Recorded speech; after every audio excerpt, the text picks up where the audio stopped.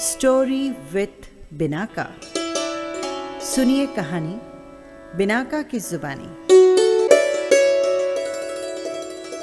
लीजिए, हाजिर है हबीब कैफे की कहानी कलसी।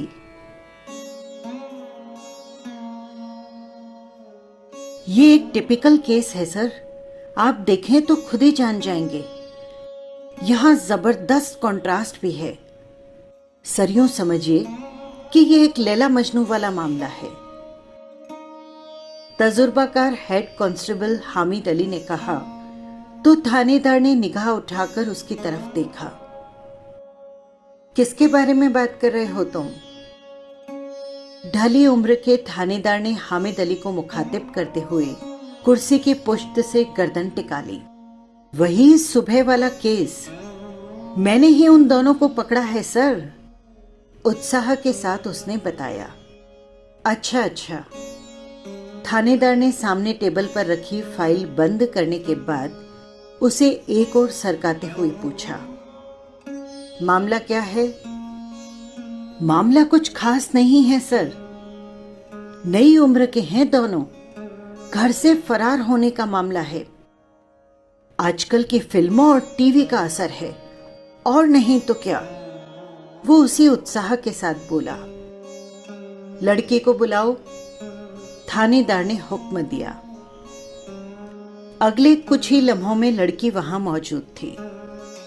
उसकी मौजूदगी में कानून के रखवाले और मुजरिमों की सही सही पहचान करने वाले उस मुकाम पर जैसे एकाएक नूर फैल गया। एक ऐसा नूर कि जिसके सबब वहां की हर चीज साफ साफ और उजली दिखाई देने लगी। लड़की को अपनी स्थिति का एहसास हुआ तो उसने सिर पर पड़े दुपट्टे से अपने भरपूर शबाब और आकर्षक हुस्न को छुपा लेने की नाकाम कोशिश की। थानेदार ने लड़की के वजूद से निगाह हटाकर माहौल का जायजा लिया तो पाया कि मुंशी समेत वहां मौजूद दीगर वर्दीधारी भी नूर के उस पैकर को घूर रहे हैं। तब खंगार कर उसने सवालों का सिलसिला शुरू किया। क्या नाम है तेरा? कलसी, कलसुम। टेबल के इस पार खड़ी खड़ी वो बोली। कहाँ रहती है? थानेदार का अगला सवाल था। कमला नगर। थानेदार की तरफ देखे बगैर उसने कहा। कमला नगर बहुत बड़ा है, पूरा ठिकाना बोल। सेक्टर 7, 203। इसी तरह की बुनियादी जानकारियां हासिल कर लेने के बाद थानेदार ने अपना रवैया बदल लिया। लगती तो खानदानी है। लगती क्या, मैं तो हूं ही खानदानी। खानदानी है तो फिर घर से ये फरारी क्यों? मैं फरार नहीं हुई हूं तो फिर घर वालों से कह कर निकली हूं। काहे को?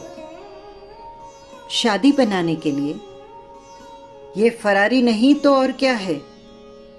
घरवाले मना करते हैं, इस शादी के खिलाफ हैं, और मैं अपनी मर्जी से शादी चाहती हूं।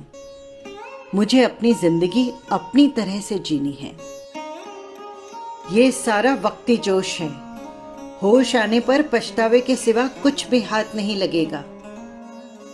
कोई बात नहीं, मुझे तो नाबालिग लगती है, डॉक्टरी करा लीजिए। लगता है कि सारे कानून कायदे पढ़ रखे हैं तूने। जवाब में कलसी खामोश रही। थानेदार ने कुछ ही मिनटों में अंदाजा कर लिया कि लड़की न सिर्फ बला की खूबसूरत है बल्कि तेज तर्रार भी है। उसके घर वालों को बुलवा लेने से पहले उसने लड़के के बारे में भी जान लेना चाहा। सिपाही के साथ जब वो अंदर आया तो थानेदार को सख्त ताज्जुब हुआ। एकाएक उसे यकीन ही नहीं आया कि उसके सामने खड़ी हुस्न की मलिका ने इसे चुन रखा है। न सिर्फ चुन रखा है बल्कि इसके लिए उसने माँ बाप और दीगर नजदीकी रिश्तेदारों को भी एक तरह से नकार दिया है। सांवला रंग, बैठे हुए गाल, छोटी छोटी आंखें, संकरी पेशानी, पपड़ाए हुए मोटे होठ, दरमियाना कद, रूखे बाल, और बिना इस्त्री की साधारण सी पैंट और शर्ट। कुल जमा लड़के का हाल हवाल यही था। दिमाग खराब है इस छोकरी का, थानेदार ने दिल ही दिल में सोचा और फिर वो लड़के से मुखातिब हो गया। नाम बोल। थानेदार की आवाज में रौब था। कासिम। लड़के ने हाथ जोड़ दिए। कहाँ रहता है? थानेदार का अगला सवाल था। कमला नगर में साहब। वो उसी मुद्रा में खड़ा था। करता क्या है तू? चाय की होटल पर हूं साहब।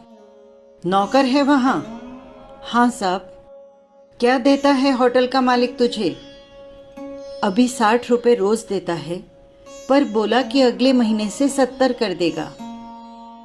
तो ये है तेरी औकात?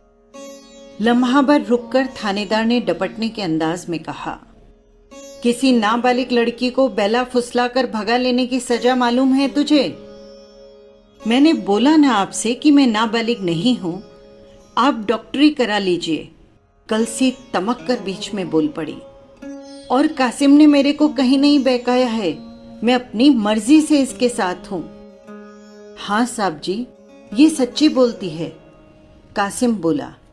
साहब जी के बच्चे, चुप! थानेदार ने उसे डांट दिया।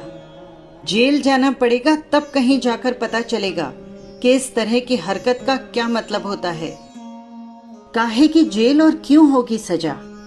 इस दफा कलसी ही बोली। जुर्म क्या है हमारा? बोल दिया कि हम दोनों बालिग हैं और शादी बनाना चाहते हैं, लेकिन मेरे घर वाले राजी नहीं हैं। ठीक है ठीक है, वही घिसा पिटा रिकॉर्ड फिर से बजा रही है तू। कानून कायदा मुझे समझाने की जरूरत नहीं है।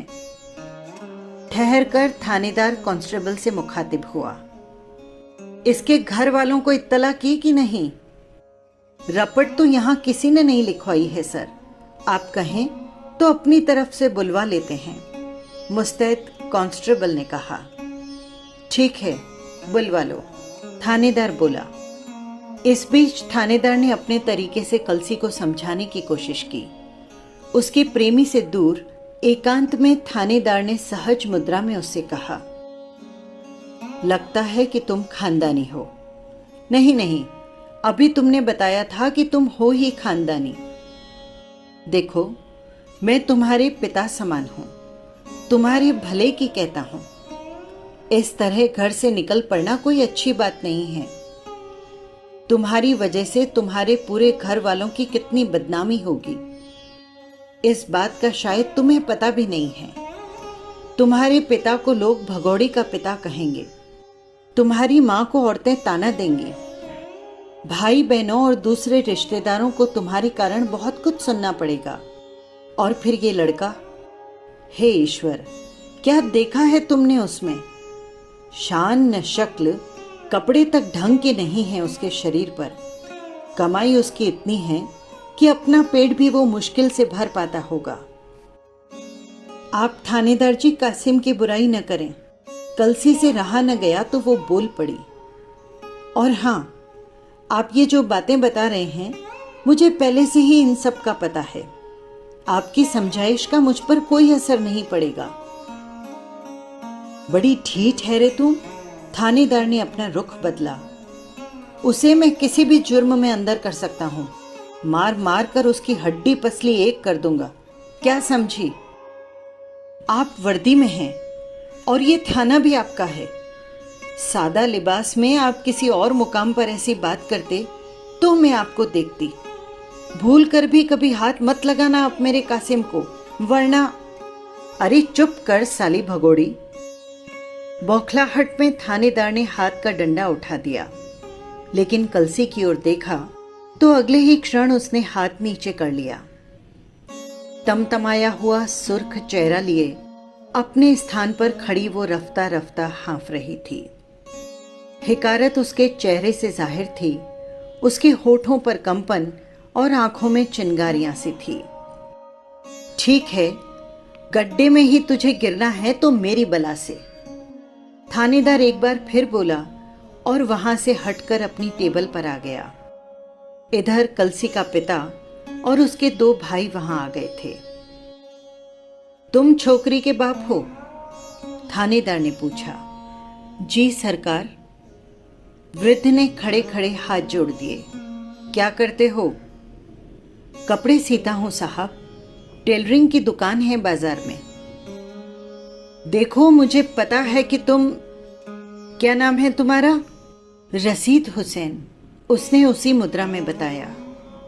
रसीद मियाँ, इस बीच में मैंने अंदाजा कर लिया कि तुम एक शरीफ इंसान हो, खानदानी भी हो। 2 क्षण ठहरकर उसने आगे कहा, असल में तुम्हारी बेटी ही कुछ गड़बड़ है। मुझे ऐसा लगता है कि मामला काफी आगे बढ़ गया है। मेरा विचार है कि तुम उसे उसके हाल पर छोड़ दो। वो जब खुद ही अपनी जिंदगी बर्बाद कर लेना चाहती है तो कोई क्या कर सकता है? जी साहब, दयनीय भाव लिए रशीद हुसैन बोला। और तुम दोनों सुन लो, थानेदार ने जरा फासले से खड़े नौजवानों से कहा। तुम भाई हो उसके, इस लिहाज से ऐसे मामले में तुम्हारा क्रोधित होना वाजिब है। लेकिन मैं देख रहा हूं कि छोरी के तेवर बड़े तीखे हैं। अपनी बहन या फिर इस लड़के पर ही तुमने ज्यादती करने की कोशिश की तो मामला बिगड़ जाएगा। लड़की मरने मारने पर उतर सकती है, कुछ भी हो सकता है। इसलिए बेहतर यही होगा कि तुम उसकी तरफ से ध्यान हटा लो, दोनों को उन्हीं के हाल पर छोड़ दो। बेहतर तो ये था साहब कि वो पैदा होते ही मर जाती। नाक कटवा रही है हमारी। कलसी के बड़े भाई ने अपनी भड़ास निकाली। या फिर उसे जिंदा गाड़ देने का हक हमें मिल जाता। छोटे भाई ने बड़े भाई के स्वर में स्वर मिलाया। अंततः उन तीनों पिता पुत्र को वहां से खाली हाथ लौटना पड़ा। अभी इस मंजर को 1 बरस भी नहीं बीता था कि उसी थाने में कलसी एक बार फिर देखने में आई। इस दफा उसे यहां कोई लेकर नहीं आया था, बल्कि वो खुद ही वहां चलकर आई थी। थानेदार ने उसे देखते ही पहचान लिया। थानेदार ही क्या, हेड कांस्टेबल हामिद अली समेत वहां उपस्थित मुंशी से लेकर एक एक जने को वो ठीक तरह से याद थी। इसकी सबसे बड़ी वजह थी कलसी की अद्वितीय सुंदरता और यौवन। इसके अलावा प्रेम, पसंद और अपनी जिद के सबब भी वो इन लोगों के जहन में थी। कलसी से कोई कुछ पूछता, इससे पहले वो खुद ही बोल पड़ी। थानेदार जी, मैं अपना जुर्म कबूल करने आई हूं। जुर्म? थानेदार ने उसे सवालिया निगाहों से देखा। कैसा जुर्म? मैंने मर्डर किया है, शांत भाव से कलसी ने कहा। क्या बकती है तू? कुर्सी पर बैठा हुआ थानेदार आगे की टेबल पर झुकाया। हाँ, 2 मर्डर हुआ है मेरे हाथ से। उसी शांत भाव से दुपट्टे की ओट से बड़े से फल वाला चाकू निकालकर उसने थानेदार के सामने टेबल पर रख दिया। ये कत्ल का हथियार है साहब, इसी से किया है मैंने मर्डर। थानेदार ने एक नजर सामने पड़े रक्त रंजित चाकू को देखा। बाद में उसने ध्यान किया तो पाया कि कलसी के कलाइयों और कपड़ों पर खून के छींटे पड़े हैं। थानेदार सहित वहां मौजूद हर कोई कलसी के इस रहस्य उद्घाटन से सन्न रह गया। कुछ पल तक वहां नितांत खामोशी छाई रही। बाद में कलसी ने ही इस खामोशी को तोड़ा। आप कुछ अचरज में हैं साहब, लेकिन अगर मैं आपको बताऊं कि ये 2 मर्डर मैंने किए हैं तो शायद आपको विश्वास ही नहीं आएगा। पहले मर्डर पर तो आप यकीन ही नहीं करेंगे, लेकिन असल में दूसरा वाला ही पहले की वजह बना था। बात को किसी भी सूरत समझ न पाने के बावजूद थानेदार की निगाह में इस वक्त कलसी ही थी। हैरत से उसे वो लगातार देखे जा रहा था। आप भी सोचते होंगे कि ये क्या बहकी बहकी बात कर रही है।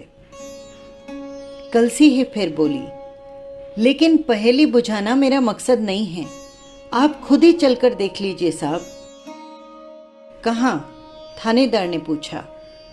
मेरे साथ जहां मेरा बसेरा है, उसने कहा।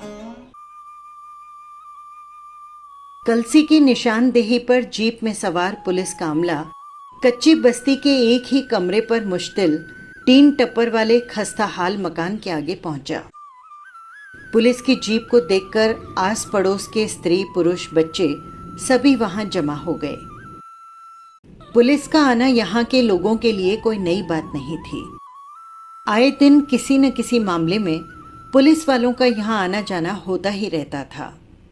लेकिन कासिम और कलसी जैसे सीधे साधे और मिलनसार जोड़े के यहाँ पुलिस वालों का आना लोगों के लिए आश्चर्य का कारण अवश्य था। कलसी को पुलिस वालों के साथ देखकर इनके ज़हनों में कुछ सवाल भी खदबदाने लगे थे। लोगों में जिज्ञासा मिश्रित खुसर फुसर होने लगी थी, लेकिन जल्दी ही उनकी ये जिज्ञासा एक बहुत बड़े विस्फोट के साथ शांत हुई। उनके सवालों का एक ही जवाब था, जो नितांत अनपेक्षित था। थानेदार सहित पुलिस अमले के साथ साथ चल रही कलसी ने खुद ही आगे बढ़कर उड़के हुए खस्ता हाल दरवाजे को लात मारकर खोल डाला। दरवाजा खुलते ही सकते में डाल देने वाला मंजर निगाहों के सामने था। घर गृहस्थी से मुक्तसर से सामान और कपड़े लत्तों के बीच लगभग वस्त्र विहीन दुबली काया वाली सांवली सी एक औरत, ज़िव की गई बकरी की सूरत, खून में लथपथ जमीन पर बिछे बिस्तर पर पीठ के बल पड़ी थी। उसके कटे गले के पास खून जमकर सांवला चुका था। मुर्दा स्त्री की ऐन बगल में महज एक मैले सैंडो बनियान में कासिम का मुर्दा जिस्म दिखने में आया। उसका पेट आड़ा चाक किया हुआ था। खून यहां भी फैलकर जम चुका था। कासिम की आंखें पथराई हुई थी। सारा मामला आपके सामने है और खुद को मैं कानून के हवाले कर चुकी हूं। पुलिस अमले के बीच खड़ी कलसी ने विभत्स सन्नाटे को तोड़ते हुए कहा। अब शायद कुछ ज्यादा कहने की जरूरत नहीं है, लेकिन मैं कहना चाहती हूं, अपने किए का मुझे कोई पछतावा नहीं है। मैं तो यही सोच सकती हूं कि कमी कहाँ रह गई थी। शायद मुझ में ही कोई दोष रहा हो जो कासिम इस छिनार से लग बैठा। मेरा भोला भाला कासिम, आपने तो देखा ही था इसे, अल्लाह मियाँ की गाय जैसा था। मरी ने न जाने क्या टोना टोटका किया कि इस पर लट्टू हो गया। क्या नहीं किया इसके लिए मैंने। माँ बाप और भाई बहनों को छोड़ा, कितनों ने तो पैगाम भिजवाए, इशरत की जिंदगी का यकीन भी दिलाया, लेकिन भाया मुझे ये कासिम ही। इसकी जिंदगी को संवारने के लिए भी कम जतन नहीं किए थे मैंने। सीना पिरोना करके गृहस्थी की गाड़ी को लाइन पर लाने की कोशिश की, लेकिन इसके बावजूद ये हो गया। मैं नहीं चाहती थी कि कासिम इस मरी के जाल में फंसकर अपनी जिंदगी बर्बाद कर ले। ये कलमोही इसे निचोड़ कर रख देती। आप देख रहे हैं कि इसने मेरे घर में आकर ही मेरी जगह लेनी चाहिए। अब आप ही सोचिए कि कौन औरत इसे बर्दाश्त करेगी। ये बीती रात का किस्सा है। मैं तो इसके टुकड़े टुकड़े कर डालती, लेकिन आपको इसकी करतूत बतानी थी, इसीलिए मैं रुक गई। अब आप ही बताइए, इन हालात में क्या करती मैं। बस यही थी कहानी। आपको कैसी लगी ये कमेंट बॉक्स में ज़रूर लिखिएगा। फिर मिलेंगे किसी नई कहानी के साथ। नमस्कार।